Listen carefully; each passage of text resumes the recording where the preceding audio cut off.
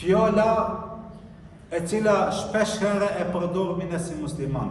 Edhe është fjala për me hije në islam, njeriu i cili nuk është musliman, duhet me thonë shahadeti për me hije në islam. Shahadeti nuk të merr më shumë se as disa sekonda.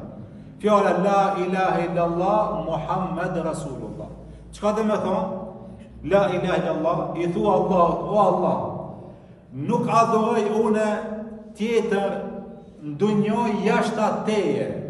Nuk ka zot tjetër i cili meriton të adhurohet përpos Allahut xhaleshan. Sepse zotra në dunjë ka sa dush. Dikush e adhuron një zot lopën, e dikush kalin, e dikush magarin, e dikush qenin, e dikush gruën, e dikush atë, dikush ketë, e shejtonin, ka zotra sa dush. Po, cili është ai zot i cili meriton të bëhet ibadet, të adhurohet është vetëm Allahu xhaleshan.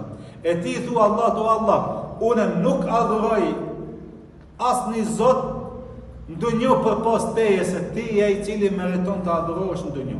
Edhe dëshmoj se Muhamedi alayhi salatu wasalam është i dërguar i tij. Për ato pejgamberi alayhi salatu wasalam, man qala la ilaha illallah mukhlisan min qalbi dakhala janna. Kush e thot shahadetin la ilaha illallah nga zemra me sinqeritet ka me hyrë në xhennet. Ndoshta njeriu i cili e thot këtë fjalë edhe nuk i ban shok Allahu xhaleshanu, me gjithë atë çka do të bën gabime në dunjë, një ditë për ditëve ky njeri do të mirët edhe do të shtihet në xhennet. Do të nxjerret nga xhenemi edhe do të futet në xhennet për këtë fjalë të cilën e ka thonë nga zemra e tij. Është një hadith ku thot pejgamberi alayhi salatu wasalam, ditën e kiametit do të vërë njeriu i cili do të ketë 99 regjistra, 99 qitape me punë të këqija.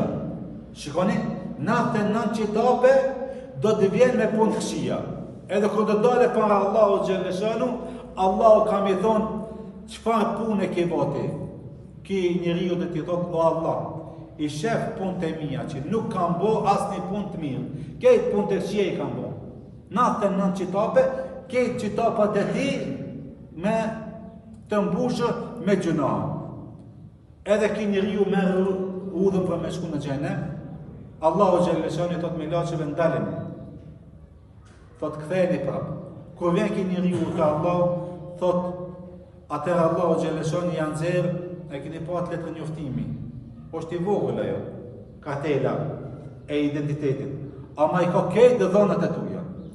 Ta kallzon ku ke lind, ku noton numrin e viteve, emrin, bjemin, adresën, këtë ti kallzon. Ama është e vogël. E pa atë, ti s'munësh me kalu as kufinin asë. Po të me qatë kartën, letrën njoftimin që të të nërë, dishna kartën, edhe i ki këtë dhënat e tuja. Allahu xhaleshani nxjerr sa që ajo, një fletë. Po ç'jo fleta, a është e jotja? Po tu Allah. Unë po them që 99 regjistra janë këtë të mbushur me gjuna, ti po më thuaj ç'kjo fleta. Po çka ka dobi kjo fleta? Çka mundet me i bë dobi këtyre qitapave? Po ç'kjo fleta thotë është e jotja. Thotë po. Po të ç'kjo fleta shkruan një fjalë. La ilaha illallah Muhammed Rasulullah. Thot, ti këtë fjale e ke thonë nga zemra jote? Thot, po. Ti e ke thonë në momentin e fundit? Thot, po.